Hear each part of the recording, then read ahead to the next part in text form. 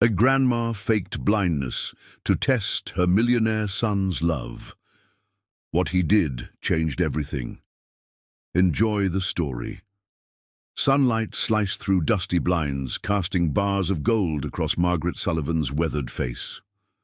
The 75-year-old woman sat motionless on the edge of her bed, hands folded in her lap like fallen leaves, her eyes once bright as polished chestnuts, now hidden behind thick gauze bandages. The antiseptic smell of the hospital room mingled with the faint trace of lavender perfume she'd worn since the 1960s. A stethoscope hung from a hook nearby, ticking softly against the wall with each breeze from the rattling air conditioner. "Please sign here, Mrs. Sullivan," said the nurse, pressing a clipboard into her trembling hands. Margaret's fingers hovered uncertainly over the page, her shoulders hunched beneath her faded housecoat. From the doorway came the impatient tap of Italian leather shoes. Richard Sullivan leaned against the frame, his tailored suit worth more than his mother's monthly pension. At 47, his once boyish features had hardened into the sharp angles of success. He checked his Rolex the third time in 5 minutes and cleared his throat. "So this is it?"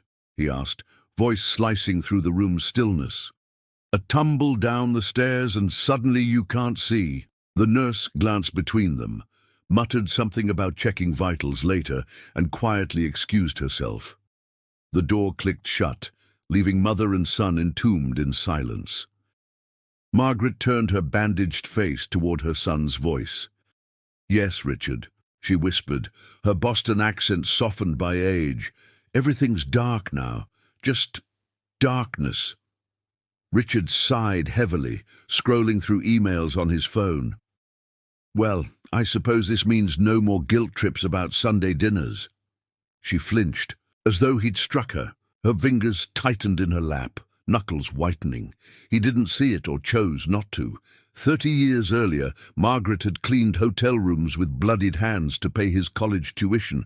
She'd sewn until her fingers blistered so he could have the same shoes as the rich kids at Westbridge Academy. She still remembered the day he graduated Harvard Business School.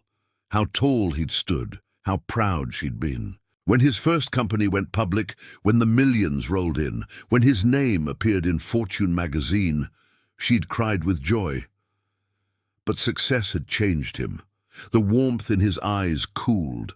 His calls became rare, then stopped. Her birthdays passed unmarked. Holiday cards sent to his Chicago penthouse went unacknowledged. The only time he remembered her number was when he needed a document signed or a family heirloom appraised. Yet she never stopped hoping. And then, one sleepless night last week, she'd made a decision that broke her heart. She would test her son's love. Her neighbor, Dr. Jenkins, who'd treated her arthritis for years, reluctantly agreed to help stage a temporary blindness. "He needs to see me," she'd explained through tears. "He won't come for love anymore. Maybe he'll come for obligation." And Richard had come, eventually, after her housekeeper mentioned the accident.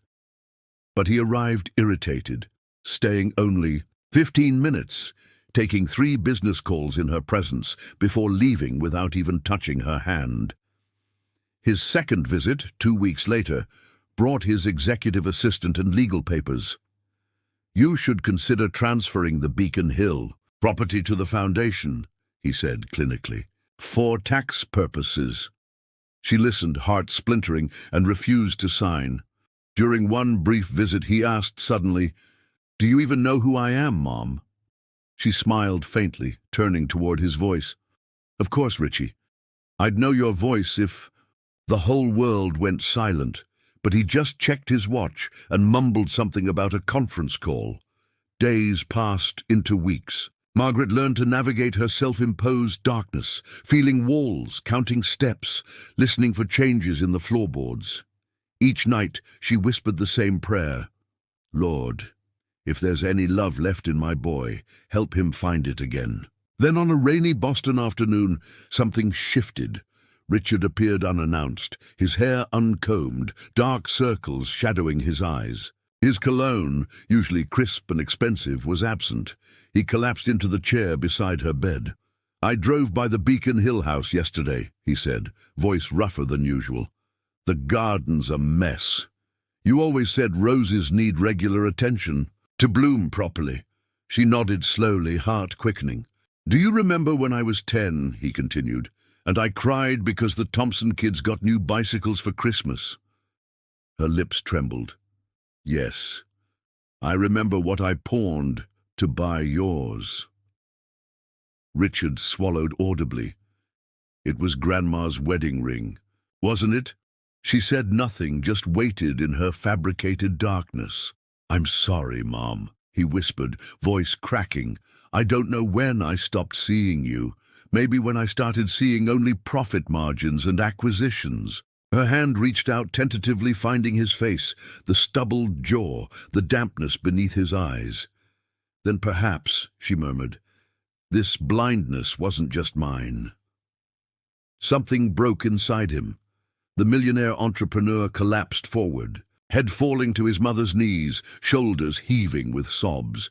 He cried for birthdays forgotten, for kindness repaid with neglect, for years squandered on pride and ambition. That night, while Richard slept in the hospital chair, head resting against her bed, Margaret carefully removed her bandages. In the soft glow of the nightlight, she studied his sleeping face, the new lines around his mouth, the grey streaking, his temples, the vulnerability that success had masked. Her boy was still in there beneath the corporate armor. What would tomorrow bring? Had her desperate gamble worked? Margaret closed her eyes for real, sleep finally coming after weeks of anxious waiting. It would be what it would be. Morning light woke her. Richard was already sitting up, watching her intently. "Mom," he said quietly, "your bandages—" She opened her eyes fully, blinking in the sunlight. "I can see you, Richie." His expression shifted from confusion to dawning realization. You could always see?" She nodded slowly. "I never really stopped seeing you. I just needed to know if you could still see me." His jaw trembled. "Why would you do this?"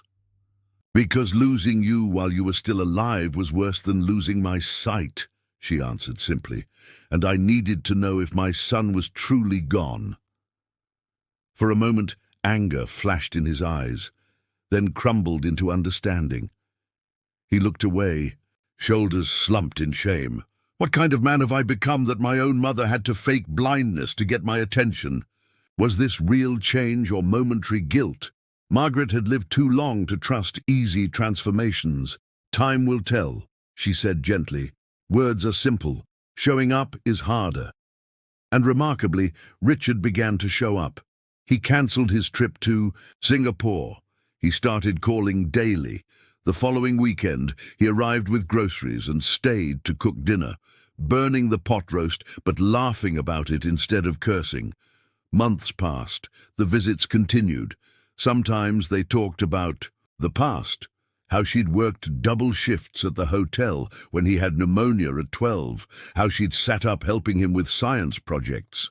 Other times, they discussed his business, and she surprised him with her sharp insights. "You didn't think hotel maids could understand commerce?" she teased, and he had the grace to look embarrassed. One Sunday in autumn, Richard arrived with an unexpected guest, Catherine Chen, his vice president of operations.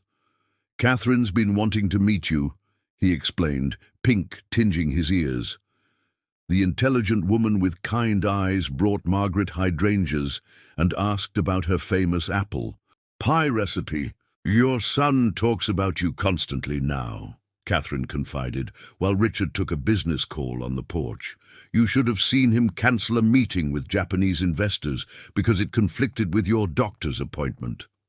Margaret watched her son through the window, noticing how his gestures had softened, how he looked younger somehow. Have you ever known someone who needed to lose something to realize what they had? If you've experienced something similar, I'd love to hear your story in the comments. Christmas arrived with snow blanketing Boston. Richard insisted Margaret stay at his renovated brownstone.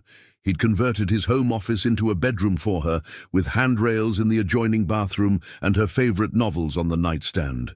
Catherine joined them for dinner, bringing her 12-year-old daughter Lily, who immediately bonded with Margaret over a shared love of mystery novels. "I've been thinking, Mum," Richard said as they sat by the fireplace, ornaments glittering on the tree. "Would you consider moving in permanently? There's plenty of space, and He faltered. "I've missed too much time already." She studied him carefully. "Are you certain? I'm not exactly the trophy house guest for impressing clients." Richard reached for her hand. "I'm not that man anymore, or at least I'm trying not to be." Margaret squeezed his fingers. "Then I'd be honored." The transition wasn't seamless. Richard sometimes slipped into old workaholic patterns. Margaret occasionally wielded guilt with too much precision. They argued about her independence, his priorities, the temperature of the house. But they were talking, really talking, for the first time in decades. In spring, Richard surprised Margaret by reopening the community center in their old neighborhood.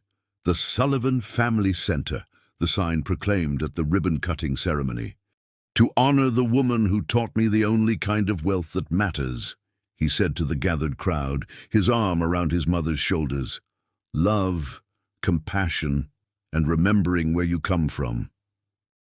Catherine stood nearby, Lily filming everything. On her phone, the girl had taken to calling Margaret Grandma Maggie without anyone suggesting it. Later that night, Richard found his mother on the terrace, gazing at the Boston skyline. "Was it worth it?" he asked quietly. "Your deception?" She considered this, watching the city lights twinkle. "I prefer to call it an intervention. And yes, it was worth it, not just for me, but for you." "I was so lost," he admitted, "drowning in success but completely alone." "Not anymore," she said, patting his hand. "Not anymore." Summer brought Catherine's shy question about making their relationship official, which delighted Margaret almost as much as it terrified Richard. "I'm not exactly husband material," he protested during a panic-filled afternoon. "Then become husband material," Margaret advised simply. "You became a better son. You can become a better partner too." The wedding was small and elegant, held in the garden of the Beacon Hill house that Richard had quietly renovated, not to sell, but to preserve. Margaret watched her son dance with his bride, saw the gentleness in his hands, the authentic smile that had replaced his corporate mask. Catherine's daughter Lily sat beside Margaret, both in matching blue dresses. "Do you think they'll be happy forever, Grandma Maggie?" the girl asked. Margaret smiled, touching the child's cheek. "Forever is a very long time, sweetheart, but I think they'll work at happiness every day, and that's what really matters." 2 years later, when Margaret celebrated her 78th birthday, the Sullivan Family Center was thriving, offering after-school programs and senior services to the neighborhood that had raised her. Richard had scaled back his company to focus on community development. Catherine had taken over as CEO, implementing family-friendly policies that business magazines were calling revolutionary. "I have something for you, Mom," Richard said, handing her a small box after the cake had been served. Inside was a delicate gold ring with a single pearl, identical to the one she'd pawned 25 years earlier for a boy's bicycle. "How did you—" "I tracked down the pawn shop owner's records, found the buyer. It took some convincing, but they finally sold it back." Richard knelt beside her chair. "I can never repay what I took from you, the years, the sacrifices.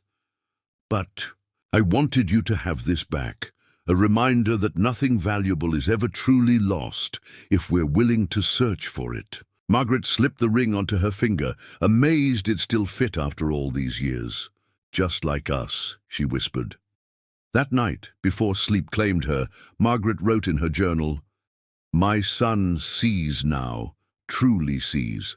When my time comes, my eyes can close in peace." She closed the journal and smiled at the family photo on her nightstand.